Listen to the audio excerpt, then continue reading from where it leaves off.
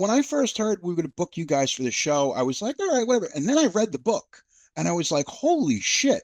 And as Guillermo del Toro did say, he's like, it's like the greatest dinner conversation. And it's Yeah. just this ongoing thing, and it all really works. And to me, I say to myself, well, how did we take all these interviews and then we put them into a different medium? But it really works, and it's a fantastic book. Like, guys, seriously, you guys Thank you, really put Jerry. your foot in this Thank you. motherfucker. You Thank did you it. for I'm saying proud of you. so. Thank you. Thank you for saying Yeah. that, Jerry. It's much appreciated. Fair warning. This show contains strong language and adult themes from time to time. Sorry, Jerry can't help it. Sick Boy Wolfgang Productions presents The Offering with Jerry Horror.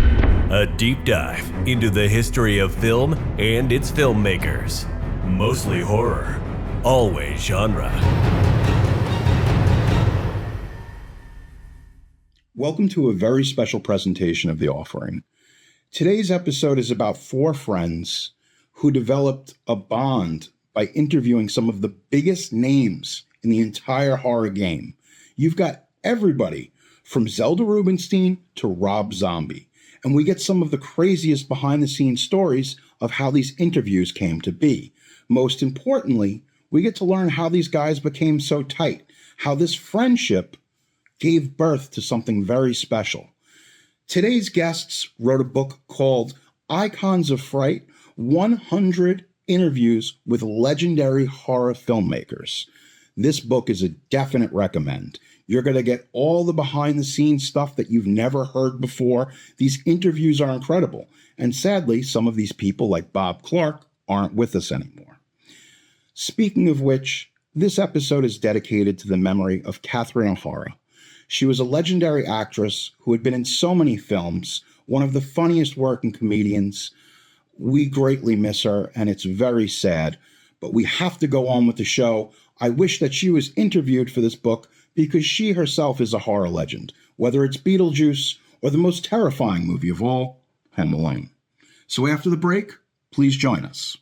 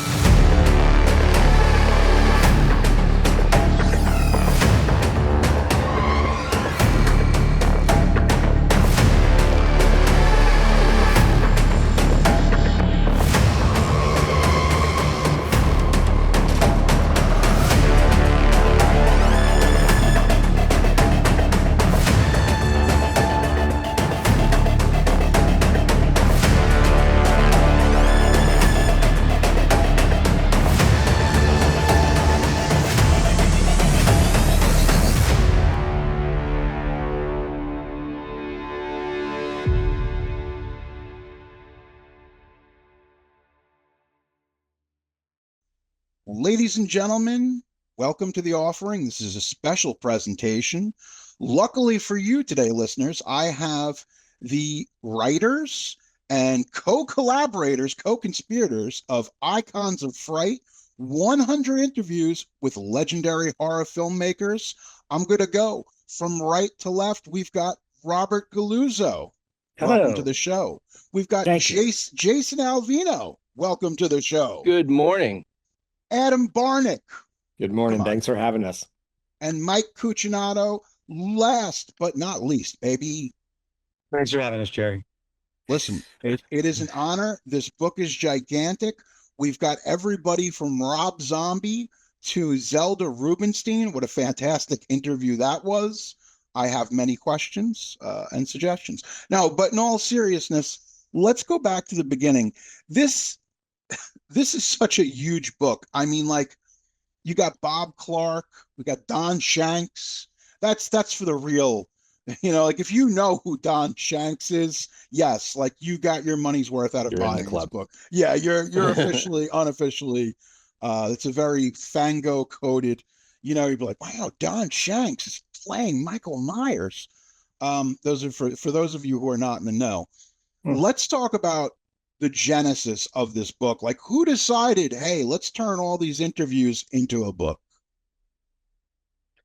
Well, I think, Mike and I created Icons of Fright back in 2004. And we were pretty active, I think, for the first 10, 12 years or so. And then obviously all of us kind of went on to do other things. But, Icons is always kind of special for us because we never really did interviews. We were never doing like soundbite interviews. Like we weren't just promoting whatever the new movie, whoever the person is we were talking to. We weren't just doing a promotion for their new movie. We were genuinely interested in everything to do with their career. And so at any point you can go back to any of the interviews, the Icons interviews, and feel like, oh, this is like a time capsule and it's a timeless read. And 2024, we realized, wow, it's been 20 years since we started this thing. That was kind of the motivating factor. I think Mike and I always had a desire to collect all this material in some fashion. But yeah, it was the 20th anniversary, and then Dustin McNeil, who Harker Press has done tons of great horror books, is a friend of ours, and it just came up in conversation, and he instantly was like, "Yep, done deal. Let's do it. Icons of Fright, the book." And yeah, and we were excited about it. The only variable was, okay, with all this material, how do we whittle it down? And I think we landed on, well, 100 interviews sounds like a good round number. And then we had some material that we'd never used before, some lost interviews, decided to do some new ones. And more than anything, it kind of was fun to get the band back together, so to speak, because even though we all talk still and we're all good friends, we hadn't really talked about Icons or looked back on what we collectively did together until we started putting the book together. And it's been just so much fun. And, again, I think I don't want to call it nostalgia, but I do feel like nowadays, with how much information is out there, overstimulation when it comes to just horror news and what people are talking about. I think we kind of missed the old days of just picking up a Fango and seeing a conversation and discovering a genre movie, that feeling of what it was like when we saw them as kids. So I think the book captures that spirit. It's like a horror convention in one book. Mm-hmm. Also, I think we had a desire to not have all that material that we collected over the first 10, 12 years disappear into the internet black hole. The internet landscape's so much different than it was back then. About 20 years ago, you could have a small website like we had and publish interviews and have people read them. And there's been so much media consolidation, and there's a focus on social media and short form stuff. But just, you don't get traffic to a website like that anymore. And we just didn't want to see all that material and all these interviews and all these stories vanish, especially with all the hard work that everybody put into them. People like Rob and Jay and so many, and Adam, and all the dozens of people who've passed through Icons of Fright over the years.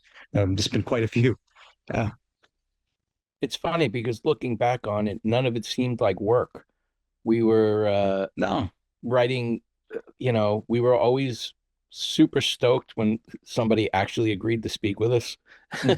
And, a couple years into Icons, we were recognized as legitimate press and started to get invited to events and meet people and network. And it was just an absolute blast. And it was really, honestly, it was kind of eye-opening when Rob kind of sent out like the first draft, of like the book, where it was just all this work we have done. There was interviews I don't even remember doing, and it was just this huge body of work that we talk about this a couple of times, like when you're in it and you're doing it, you're always looking ahead, you're always looking for like the next thing, the next thing, the next thing. And then at a certain point in life, you kind of stop, smell the roses, turn around and see how far you've come. And that to me was the really I don't know, the real personal part of the book, where it felt like a roadmap of where we started right up to, where we're at now in our lives. And I thought that was just a great kind of time capsule to have. And the other thing that I was really shocked about upon rereading these interviews, like Rob said, is kind of like how evergreen they are. You could read these interviews that were done some, decades ago or whatever, and they're as fresh and as informative, and you'll find new things you never knew before about the subject that you're reading about, the person or the film or whatever. And I thought that was another thing going into the book together that I was just shocked by. I was like, wow, this is actually really great. Like, this feels fresh and new, and this feels like what Rob and Mike were saying. Like, it feels like kind of it takes you back to that feeling you felt when we were doing it. It was really interesting to kind of go through this revisiting process up until the book being published, and being able to hold it in our hands and literally see all the work and all the words and all the writing, and revisit things in our mind from back then. It was just a real treat. All right, so let's get down to brass tacks here. I'm gonna shoot from the hip. You said this was no pressure. You said this was casual, Jerry. Oh, I was getting right lying. into the hardball. Well, now we can't get out. So I'm a lying liar, and now we're going to talk about something controversial. Oh, yeah, all right. I'm going to throw this to Adam. Yeah. Because Adam, who is your favorite interview out of everything? Who's your favorite? Interview that I did, or in the book in general? Just, I mean, I would like to say whoever the one that you did, but bar none. I want to see what the consensus is. Okay. It's funny because the first one that flashed to me was an interview I did for Icons that isn't in the book. It's in the deleted scenes if you look around the disc hard enough. Let's see. In terms of who's in there, I mean, my favorite part of doing the Icons interviews was probably the discovery aspect. We were still finding, like on the festival circuit and through word of mouth, newer films coming out then. And I had two really deep dive adventures in that respect. One was for Behind the Mask, The Rise of Leslie Vernon. Way before that had come out, I was hearing rumblings about it. Managed to be lucky enough to get a screener and went nuts on it and brought it to the Icons guys. So we deep dove maybe like 3 or 4 major interviews with that, all of which are in the book. And then the other major discovery was, before its release, was Hatchet, which I think between our team, we talked to just about everybody involved in that. We had a really glowing advance release interview. And that actually helped. I was already working in film, but it helped sort of pivot and give me a more interesting avenues of my career, where I ended up working for the director of Hatchet on other films that he directed and produced. It led to me meeting my wife. It led me to becoming a documentarian, and as well as a narrative filmmaker. So it's interesting to see how all these things we were excited about branched out into so many interesting areas. I'm trying to think of who in the book that you guys interviewed that was some of my favorites, because I know we even talked about it on a previous podcast. And I don't know, can I come back to it? Yeah, I'll quickly come back. I mean, that's the thing, is there's so much in there. And it, even if you just take like a 5 or 6 year period, which I think the book really, really concentrates on, maybe like 2004 to 2010 at the most. Yeah. Like there's a lot and they're so comprehensive. And I think timeless also, because Icons thing was that we weren't being assigned to go and talk about one particular movie and nothing else and get those sound bites and get out. It was always deep into the past, what's going on now, looking at the future. And I think that's one thing that horror fans are really into is, if they're excited about a film or an actor or something like that, they want to know everything. And the book really does that kind of comprehensive deep dive. I'm trying to think, my favorite, I think, in terms of just having a great conversation about the work, I had a really long, it's even, I think, cut down in the book because there's just too much of it. Deep dive with Nathan Basil, the lead actor from Behind the Mask, who plays Leslie Vernon. And I knew how to talk about the craft with actors. So it wasn't just like how cool was it on set to do this thing, and with special effects gross, and like just sort of very bullet point stuff. Like we really got, you can learn about the craft based on our discussion. And that's the kind of thing I really wanted with the interviews that I was doing. Was I was learning more about filmmaking. I wanted other people to be able to learn too, without it feeling like you were in school. Like you were excited, but you're also like, wow, this is helping me learn about something I'm really excited about.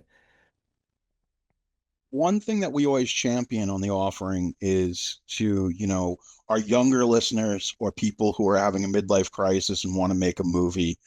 Is there anything in your infinite wisdom and knowledge, gentlemen, that you got somebody who's like, hey, listen, I really, my passion is horror. I want to get a horror film. Any advice to anybody who's looking to either get into it via journalism, if they're looking to make a documentary, or even their own first narrative film? Is there any advice, any sage wisdom you guys would put out there? I have a lot to say about that, but I'm going to let Rob They go might all be first. warnings. Yeah. I mean, on a very simple level, I would just say the thing that we learned from all of the interviews we did in the book or out of it is everyone's story is different. Everyone's path is different. There's no right way. There's no wrong way. There's no formula for it.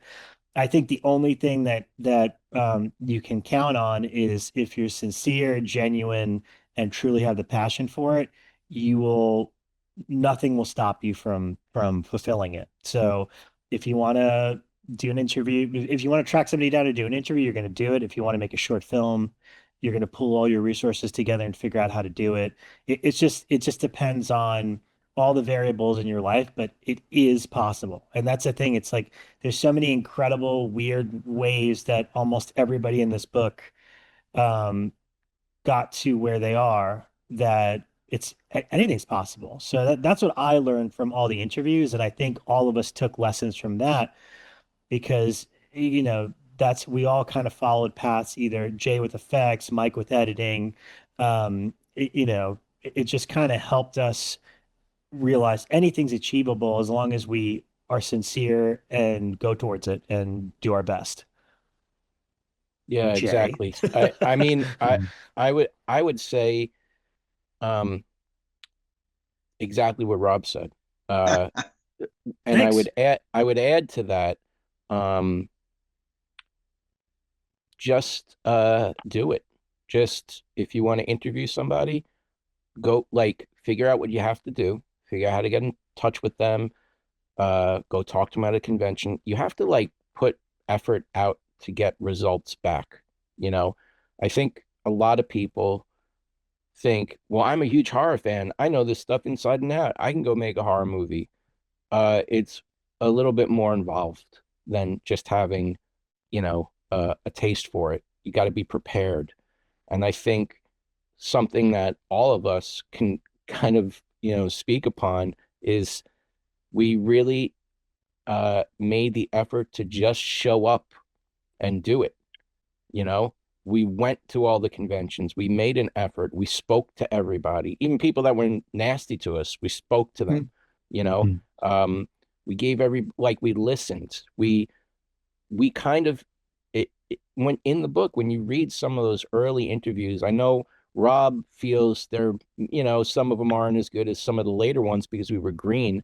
I personally think the early ones are some of the best ones because they're so honest and sincere. There were no airs about what we were doing. We were still figuring it out as we were doing it. So the number one thing, I think, just to kind of, piggyback what Rob said, have the passion for it, be true to yourself 100%, and really just do it. Even if you don't know what the hell you're doing, just taking the steps to actually do it, you're going to learn. Be open to learning and just keep doing it. Don't let anything stop you. We're in a much different entertainment landscape now than when we even started Icons. And the thing that's never changed, the constant between 20 years ago and now, is you can only count on yourself and nobody's coming to save you. And it's up to you to make your dreams and your goals come true. That's number one. I have a friend who he's my friend Terry. He's a Long Island filmmaker. This guy has been making movies like for 40 years. You know, I've known him since I was like 15 years old, and he's still going, still making movies. Nothing is going to stop that guy. It doesn't matter what the industry is doing, it doesn't matter what the internet's doing. He's never stopped. And that's the kind of tenacity I think you need to get anything done. You know, the passion, the tenacity, just, you know, take that passion and turn it into action and start. And if it's true, if it's real for you, you'll end up on the path that you need to be on, and you'll get results. You'll get to do what you want to do. Oh, just being prepared too, and doing your research if you're going to do stuff like journalism or interviews, and having a real interest in your subjects helps a lot, which is really what we came out of. We were really genuinely interested in the lives that these people had lived outside of just one or two movies. And it shows, and it shows in our interviews, and it showed in the experience that we have. There are so many times, you know, throughout the history of Icons of Fright where we were slotted to have a 15-minute promotional interview with somebody who's promoting a DVD that turned into an hour and a half, and we just couldn't get off the phone with them, because we really did want to speak to every single person. We wanted to take, that was the whole point of the Icons of Fright, was to just get a little more time with the people that we were interested in, and talk about the movies we were interested in, but also their careers as a whole, and the craft of acting and the craft of directing. One thing that we deal with on The Offering, the mainline show, is films with troubled production histories. There's nothing more that I enjoy than a good shit show. With that being said, who is like the most wackety schmackety, like the interview that was just wild? And it's not even just, you know, the content of the interview, but circumstances. I need a crazy story here. I need something, something. You got to give me something silly, baby. Huh. I think the time that we did convince the entire cast of The Signal to join us for breakfast, and I think they were just this was a small indie film that was a hit. What was it? Gen Fest? Was that what it was?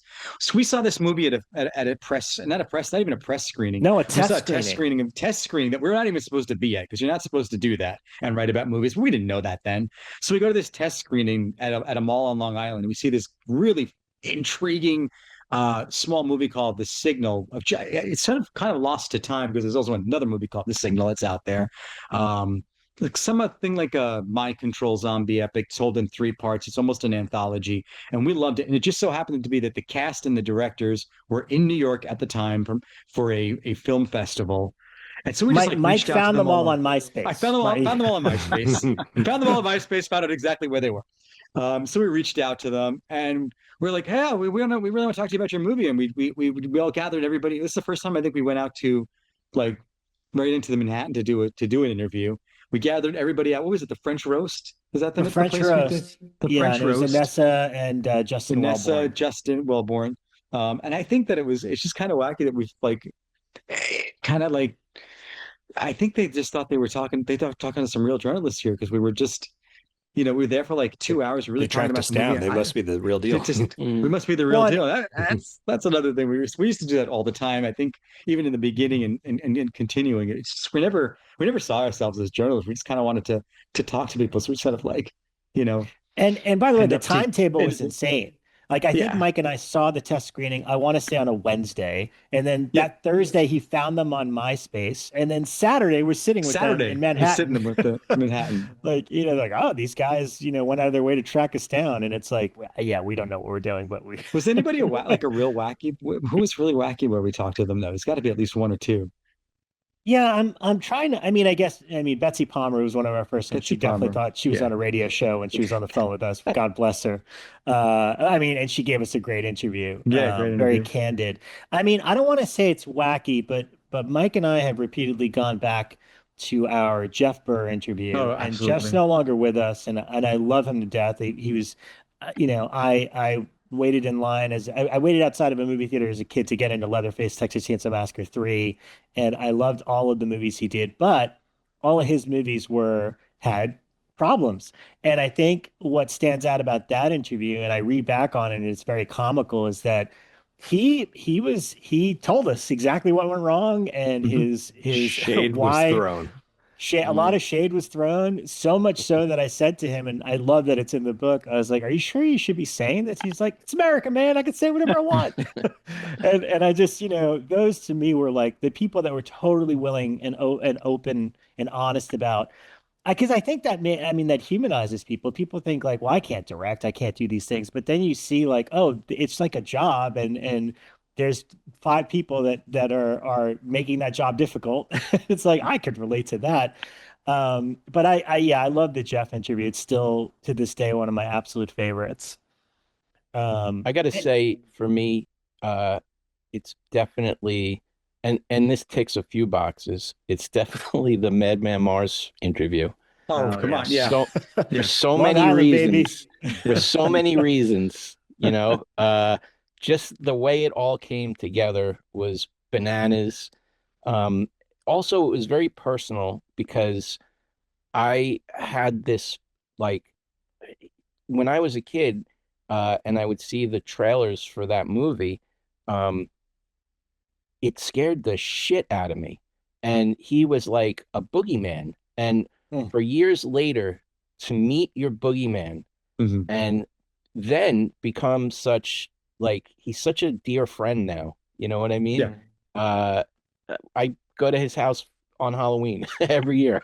Like, he's amazing. Him and his wife Eddie are just amazing people. His son Jonathan is a great friend of ours that we didn't even realize he was Madman Mars' son the whole time. We used to play in bands, me and Rob, and like we would play with his son Jonathan's band and completely not realize that was Madman Mars' son. And he was born on the set of Mad. Like, well, not on the set. He was born while they were shooting Madman. Yeah. So I mean, you have to imagine, like, imagine the 4 of us here. I mean, we reach out for the interview, and he's like, "All right, well, come on over." The 4 of us, like, in a car, driving through the hills of the North Shore, showing up at Madman Mars's house, and we were just all there we were there all day. What was that, like a 4 or 5 hour whole it was event? amazing. He was showing us everything, showing us his knives, showing us he's got pieces of the orca in his house from Jaws. Wild. From Jaws. Yeah. It, like, the actual mast of the orca. And the story is insane. And then to learn about him and the type of person he is and the artist he is, and his house is just absolutely fucking amazing. It's like the Addams Family house. Like, you would be like, that's totally where Madman Mars lives. Like, it's just unreal. He's got exquisite taste. It's just insane, like how much that guy fits with the guy you think he is. Like, you know what I mean? It's like a perfect marriage of like who you think he is in your mind and who he is in real life. Just the sweetest guy, and that interview was just absolutely bananas and hysterical, and we had such a great time. We've got that whole day on camcorder too. We've got hours somewhere. I got it. Video. I We've got got the to release footage that for it. someday. Yeah. Okay. So, and the Madman Mars is from the film Madman, right? Yes. Not, I forgot to mention that. Starring Alexis Dubin, aka Galen Ross. Spoiler alert, that's a film that I've been wanting to cover for quite some time. Oh, So I man. might actually be referencing the Icons of Fright book next season. Shh, don't tell anyone. So there's got to be a moment here, and also piggybacking off of that with Madman Mars. What did anybody have a fangirl moment where like you just shut down and you're like, holy shit, I'm talking to, Ken Foray, or you're just like, oh my God, like how, where you're like, I might puke. I don't want to puke in front of this person. Was there like, what I'm talking about? That nervous energy. Yeah, me and Barnick met Guillermo at the what was it? The orphanage. The premiere and then the after party for the orphanage, which he produced. Wow. Yeah. That was like heart fluttering. And I don't get like that. You know what I mean? But like, he sweetest fucking guy. So awesome. And I was like super nervous just being in the same room with him, and we never interviewed him. I actually did, but not for Icons. Yeah. Which Oh, right. And I'm not sure if he was being kind and told me he remembered, or if he actually did remember, but it had been the previous year. But the best part of you have even more of the story than I do. Like you and I and one or two other people somehow ended up.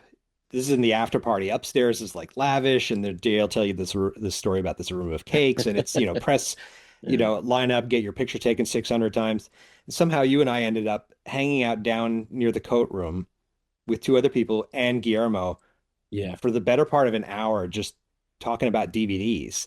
Like that's where he wanted to be, not upstairs getting his picture taken again and being asked the same, question from CBS again. I mean, I think he the was only reason, very interested in room. Yeah, and I think we were all very interested in the cake room. Oh man, but like the only reason that conversation ended is I think his publicist was sent to find him and being like, "What are you doing down here? You got to get back upstairs." Right. So they took him away, and he gave us hugs, and that was pretty magic. Yeah, That was it was not great.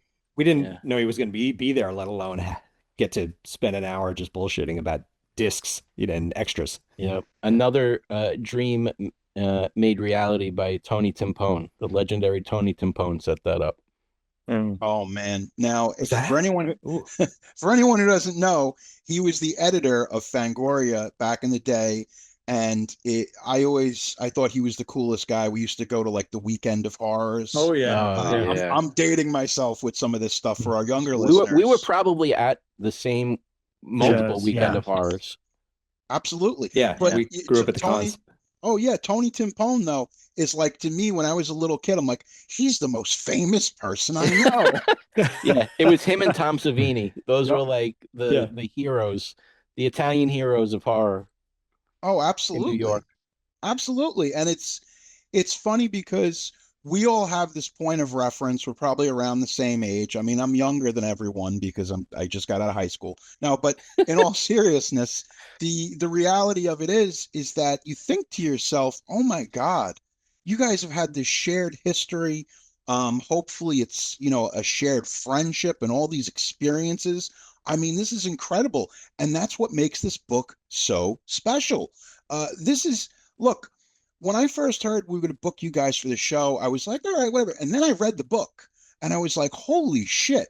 And as Guillermo del Toro did say, he's like, it's like the greatest dinner conversation. And it's just this ongoing thing. And it all really works. And to me, I say to myself, well, how did we take all these interviews and then we put them into a different medium? But it really works. And it's a fantastic book. Like, guys, seriously, you guys really put your foot in this motherfucker. You did it. I'm proud of you. Thank you. Thank you for saying that, Jerry. It's much appreciated. Listen, and I'm glad you got it. You know what I mean? Like, it's one thing to have a collection of interviews. It's funny, we say you can kind of read the book in any order. You could pick it up, just open it, read whatever's there. But if you do read the book in order, you're getting our life, you're getting our experiences as they're happening, but thank you for saying that and recognizing that. Listen, buy the book, folks.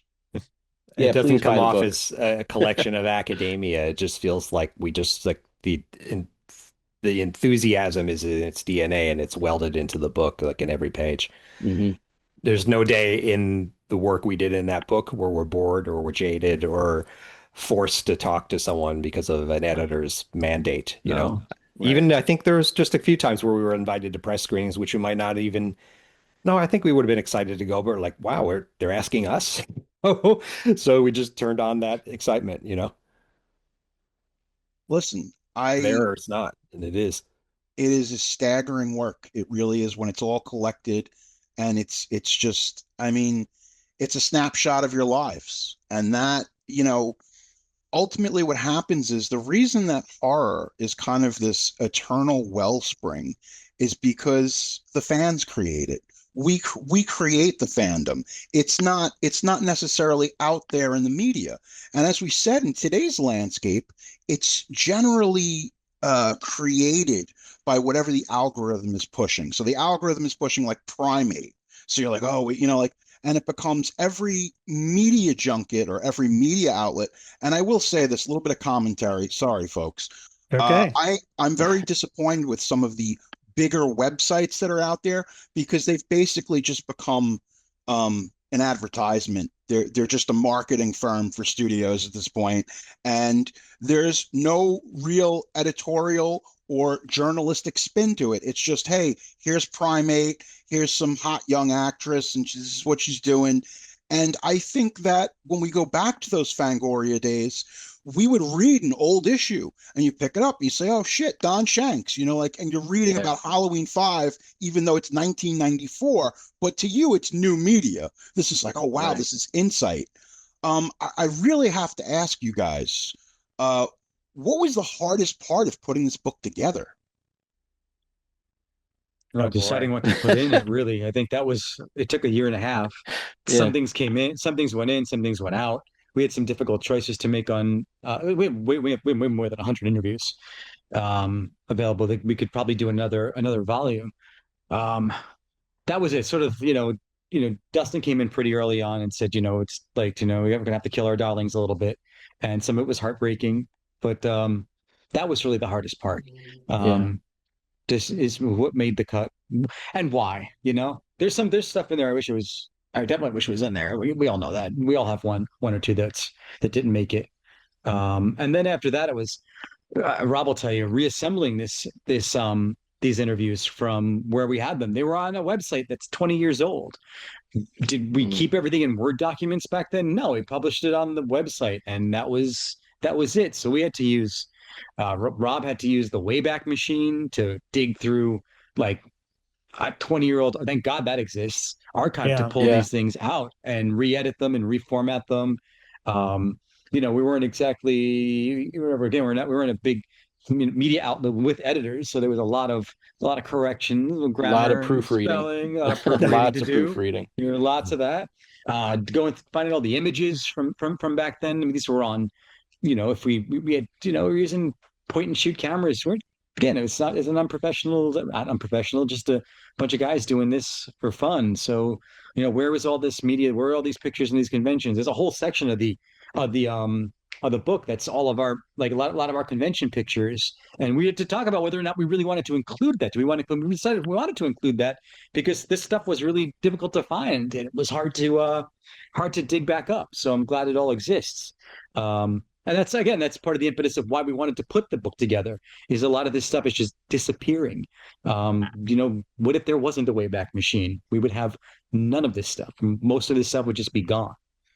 Well, yeah. I'm pretty meticulous at saving things, but it was hard. Yeah. The hardest part was recovery. And then once we recovered, this stuff was kind of reassembling it, because again, we have 20 years of experience and we read like, well, that's grammatically incorrect. We didn't, to be clear, we didn't really change any interviews or edit them in any way. They're pretty much as is. We just kind of cleaned it up a little bit. And if the only thing we kind of maybe snipped is if we ask somebody about a project that like never happened, that's nobody's ever heard of, it's like, well, we could probably lose that. If it's a project that like a name project, like, oh, so-and-so is supposed to remake something, we kept that in because that's fascinating. It's a good snapshot of that moment too. Yeah, that's the coolest thing to me is I think it's 2006 or so, but we did one of the first interviews with Oz Perkins when he was an actor in Dead and Breakfast. And reading that now is kind of fun because obviously he's become this well-established horror director today. And hearing him talk about, well, I really love Kubrick and embarrassingly Tim Burton, and like he's actually talking about his director references way back 20 years ago in this interview, and then saying things like, my dad read the book Red Dragon and immediately had to throw it out. He didn't want it in the house anymore. Like your dad, like Norman Bates, Anthony Perkins, was like creeped out by Red Dragon. That's kind of amazing when you see that tidbit now.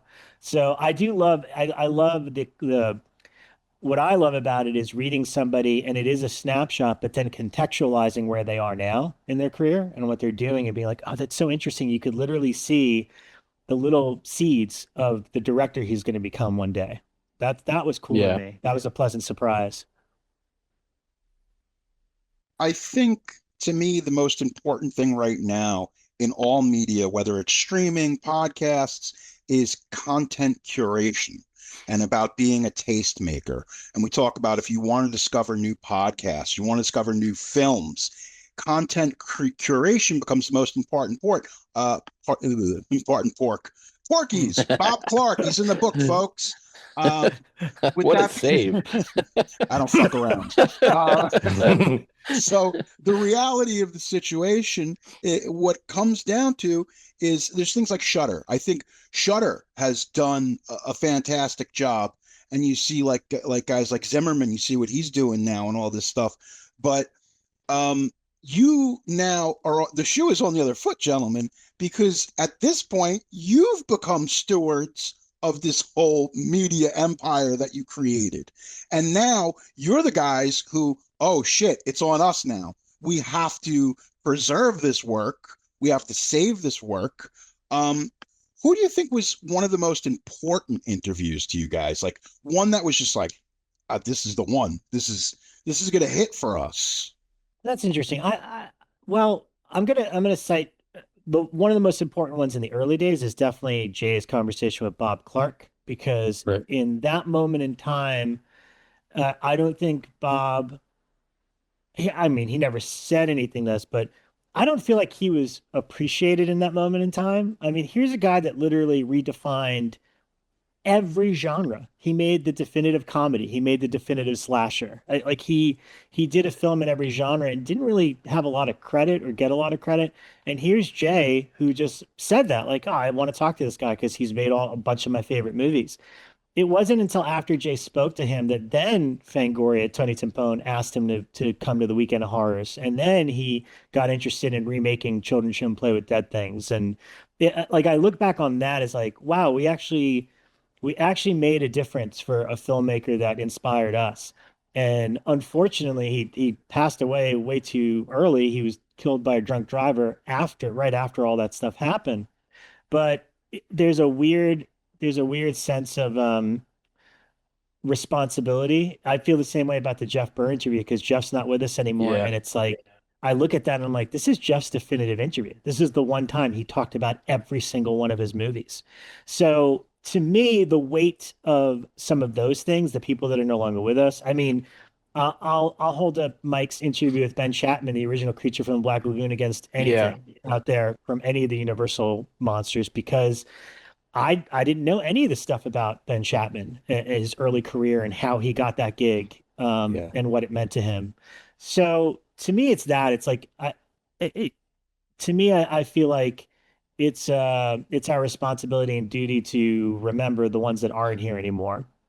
And that's what really kind of hit me in a weird way when we were going through the book.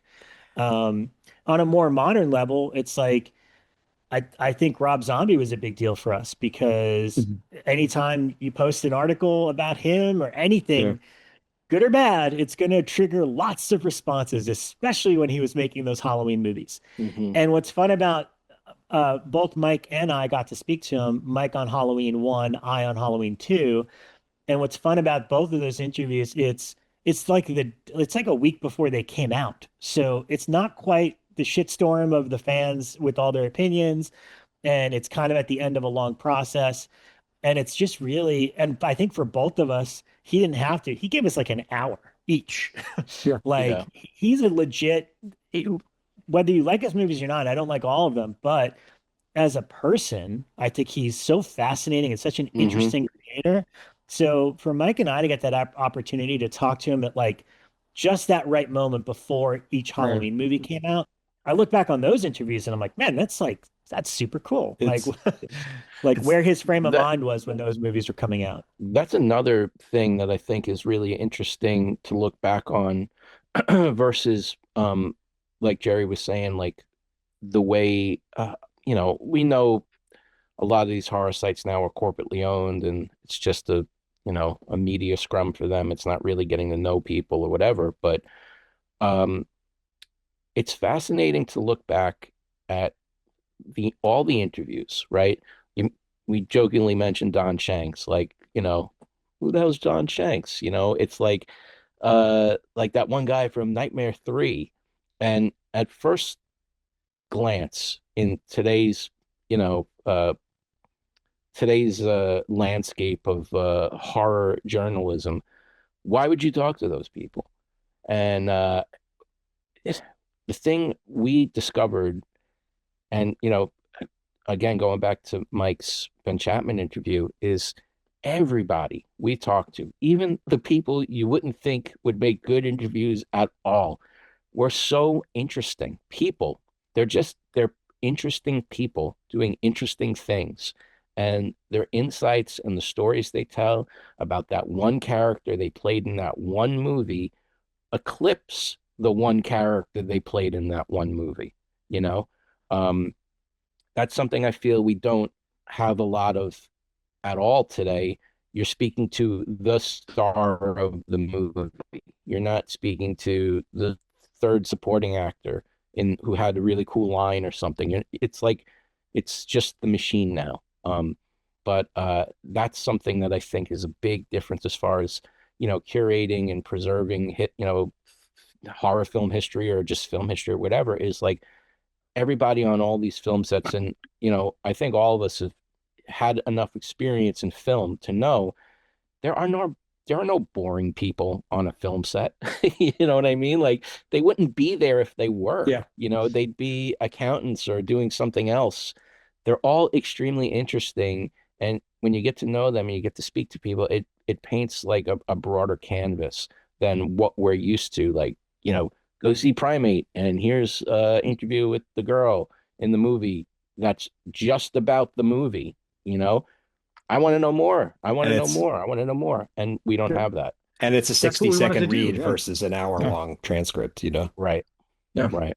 So I think when people see the book and look at some of the names, like, I don't recognize any of these names. It's like, you may not recognize the names, but when you read the book, you'll know exactly who they are. And you might look at them a little differently than you did, And isn't that part of being, a fan? Isn't that part of being passionate about things you're passionate about? You're not just like, oh, I just like that movie. Everybody just likes movies, right? But we love these movies. We love Nightmare 3 so much, to the point where we want to talk to every single person ever, who's done anything on that movie at all. That's to me, that's like the real passion. And it's something, like Jerry was saying, like, we just don't really have right now for various reasons. But, I do hope the younger generation sees that, and maybe they want to do something similar and learn more about these things that they're passionate about. I think some ways the personalities doing the interviews these days have taken over the focus of the interview rather than, and don't put the focus on the subject that they're talking to. We were really interested in those. We were interested in the people we were talking to stories. It was never about us coming across with a personality or a vibe or anything. We just wanted to we just wanted to talk to them. Just wanted to sit down and chat. It was about them. It was one about thing I Betsy, really it was like. about Ben Chapman. It was about Bob. It wasn't about Mike and Rob. Right. And all those conversations you mentioned, Rob Zombie, and how it was a big deal to get him. It would still be to talk to him. But if you read that and you read someone you've never heard of, it's still a down to earth, long, in-depth, fun conversation with somebody about the art that they're into. That's across the board in the book. It doesn't matter how famous or how obscure, I dare any so-called, modern horror fan to read that Larry Fessenden interview and not come away with it with like a whole different perspective on movies and things you've never even heard of before. I think our beloved genre has been reduced to listicles and top tens and top hundreds and oh, I watched all those movies, I'm a huge horror fan. Like, yo, that's great. I'm not here to say what people should like or not like or be fans of, or they're real fans and not real fans. But it's more of an encouragement, like, hey, if you like all that stuff, which is great, there's way, way more other stuff you don't know anything about, I think a lot of the journalists, even modern ones, are unenthusiastic. I think they're fighting against this content mandate and the algorithm nonsense. I know a lot of talented modern journalists who are as excited about all this as we are, and they have to like crowbar open a door to get the thing they're passionate about on the site versus just, Right. well, the algorithm overlord said this, so that's what you're talking about. And you try to muster up the enthusiasm, but I think it's like I don't want to say digital gatekeeping, but it's just harder now. It's like the internet was fun when You gotta the cut internet through was the an noise exciting now. place 20 years ago. Yeah. Now it's like I need a break from the internet and I have to go get reality instead of the other way around. Right. Yeah, trying to do this now would be absolutely exhausting. You just have to constantly feed it every day, 5 times a day. And I think we could yeah, do in it. short form. I don't know how we would get it Yeah. in people's hands because we used to just post and then people had it and then it was simple. And now it's Right. like, And that, now that gets Yeah. buried. yeah. I will be bold, if I may. There is 3 new interviews in here, and it's with Parker Finn, who did the Smile movies, John Watts, who directed the Tom Holland Spider-Man movies, but produced Final Destination, the latest one, and Clown is his first film, and Danny Philippou, who did Talk to Me and Bring Her Back, which to me are like 2 modern masterpieces. But I guarantee you will not find an interview with any of those 3 people anywhere else the way they talk to us. It like somehow we captured the Icons flavor in the modern day and rounded out the book with that. And again, I'm not trying to toot our own horn. I think it comes from, I think people can genuinely pick up enthusiasm and sincerity. And when they do that, they feel comfortable and they want to open up and talk a little bit more in depth. Sincere And all interest. 3 of those interviews are people that opened up and told me a lot of stuff that I have never heard them tell anybody else. So, but it means it shows you can still do this. It's still possible to conduct these long form interviews with people who are working today if you're not just chasing junket time. Reach out to the people you want to talk to, and they will open up to you. It's people want to tell their story. That's why they're in film, because they want to tell their story. That's why they're writers, because they want to tell their story. That's right. They want to talk to you. Listen, that's how we did this. Exactly. To me, it was like, all right, let's take these dudes who are like, at this point, y'all are OGs in the game. You guys, look, hey, it is what it is. And I had a different journey. I'm 47 years old.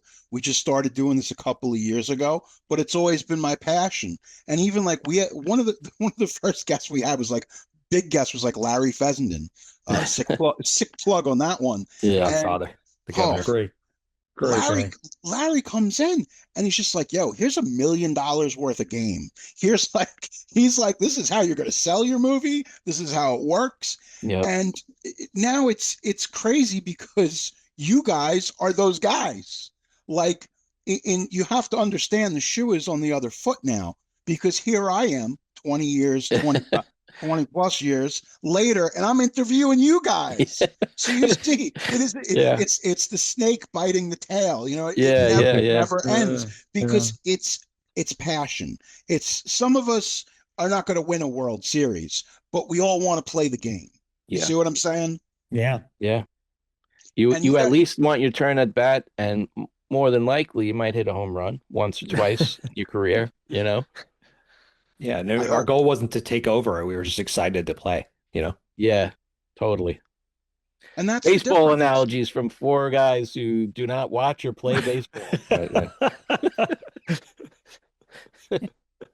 Listen, I promise I'll yell at some kids at the gym today. It's funny because now, and like I said, I'm 47, but I go to the gym. And even like the other day, I had these kids, they come up to me and they say, hey, Unc. And I'm like, oh, fuck. And I'm like, shit. Because, it is what it is. Yeah. But it's like, yo, you got any good dad jokes? And I'm like, motherfucker, do I look like the kind of guy? Like, I'm like, shit, I guess I kind of do, because I'm wearing a band t-shirt you've never fucking heard of, Actually, I have a lot of dad jokes. See, how much time do you got, kids? where were you the other day? Holy shit. It's crazy to even think of this. But now, I always talk about on the show the monoculture. And it used to be like things were a big deal. Like, and this is crazy. I watched a WPIX Channel 11 world premiere of Halloween 4. And I watched it with all the commercials. It was like Uncle Ben's and Pepperidge Farm commercials. And I'm like, when the world was very small before the impetus of the internet, this was a big deal, man. This was like, oh shit, Halloween 4 is on. I better clear my schedule. I only have one chance to see this. Yeah. That's it. Or you taped it and you had it for 20 years. But now the monoculture has kind of, it's disappeared.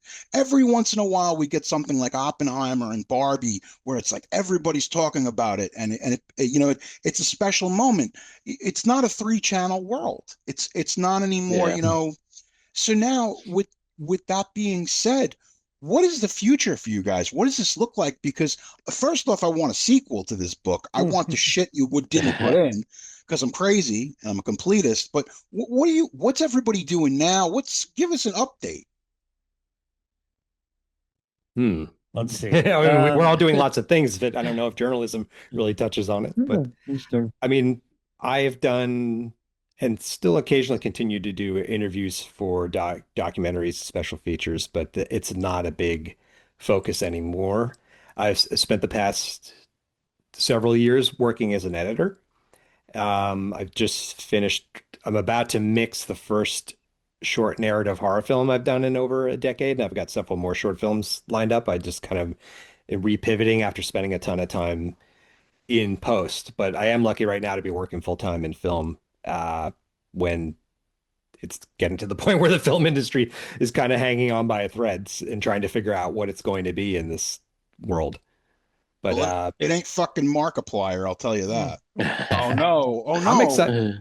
I'm not gonna throw shade on a youngster. I'm just reading about him getting this film out there on his own and in thousands of theaters. I mean, there's no gatekeeper anymore. It's like, no. It depends what you're doing.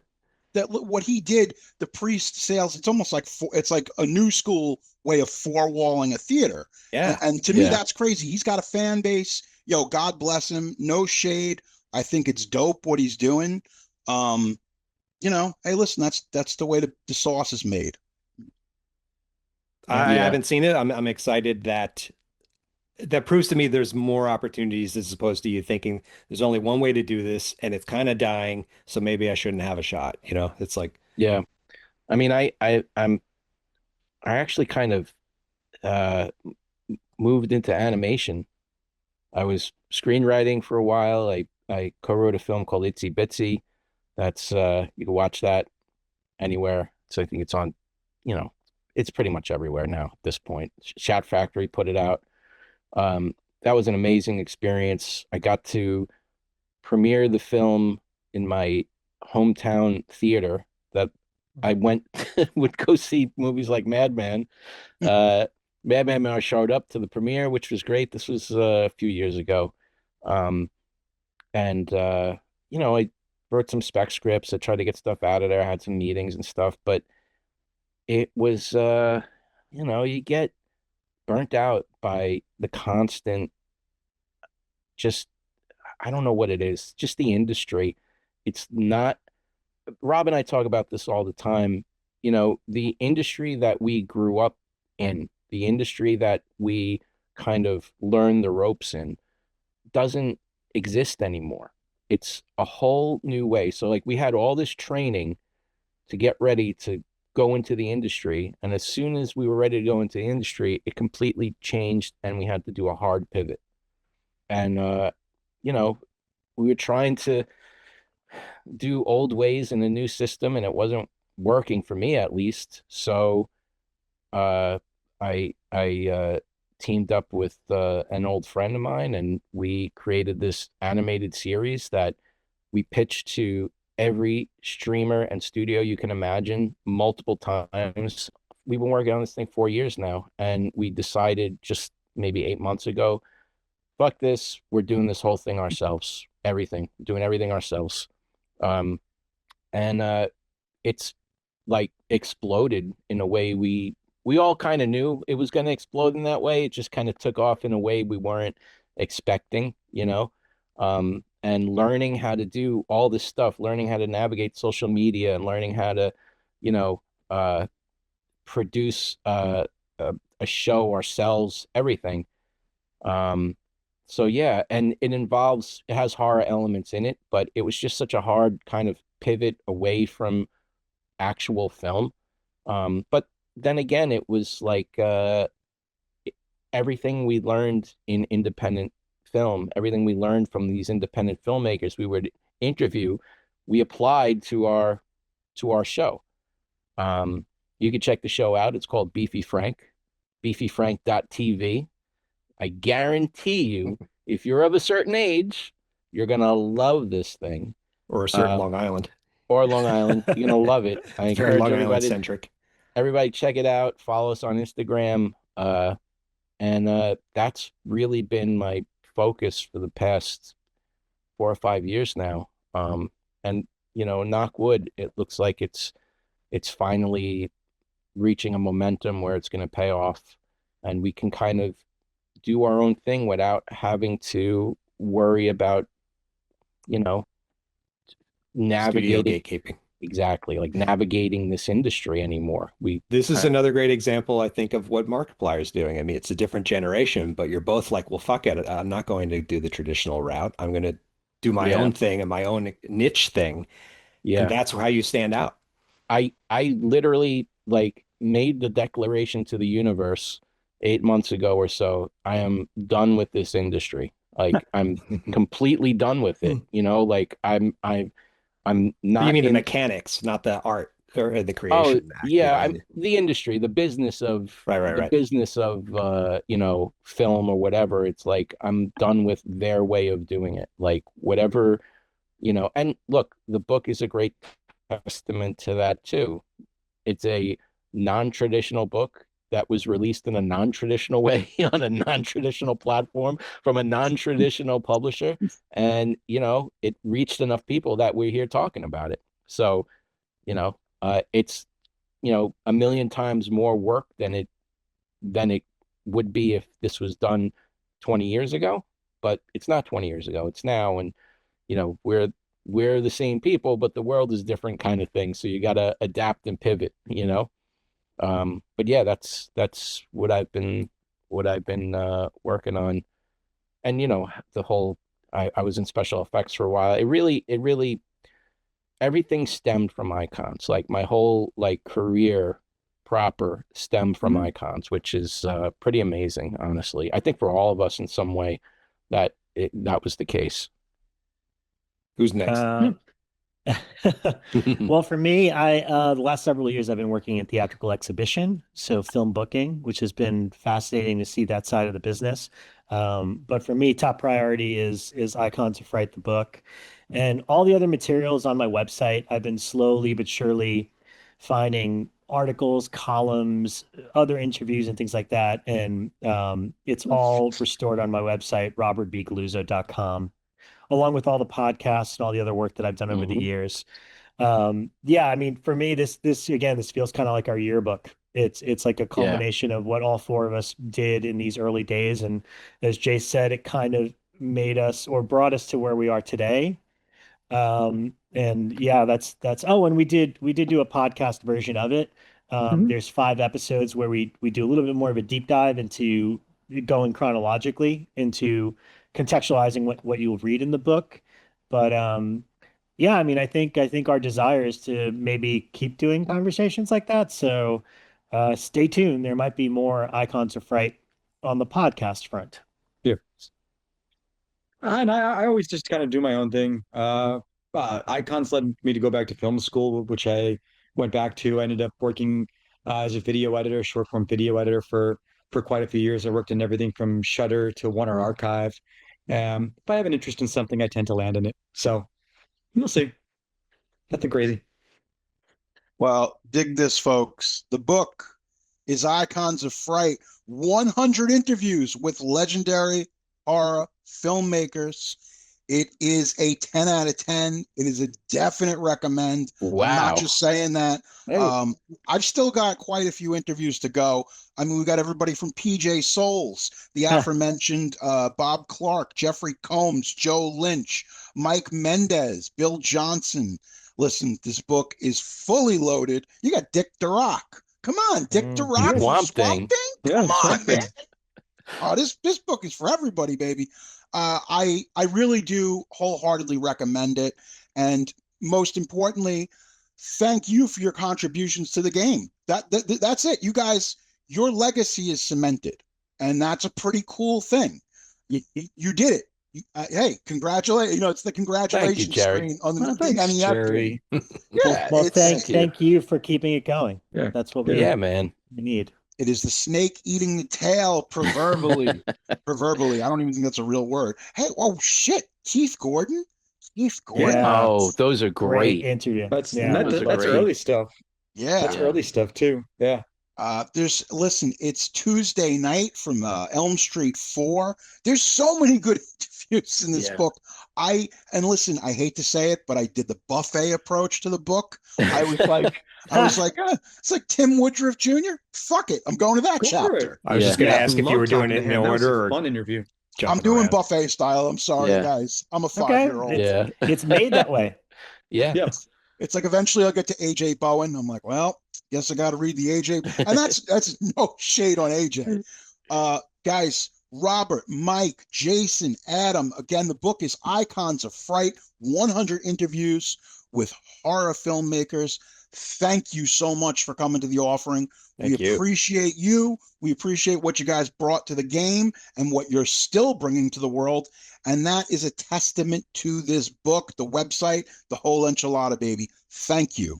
Jerry, thank you for keeping horror alive on Long Island. Hey. Much appreciated.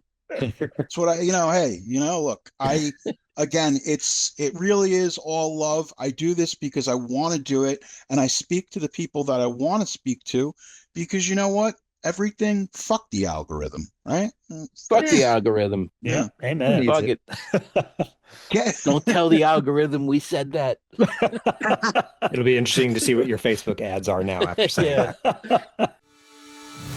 Now available in paperback, hardcover, and ebook. Icons of Fright, 100 interviews with legendary horror filmmakers. You can now own the greatest collection of horror interviews ever assembled. From the universal monsters to modern-day meta, there's something here for every horror fan to sink their fangs into. Icons of Fright, 100 interviews with legendary horror filmmakers. Available now on Amazon from Harker Press.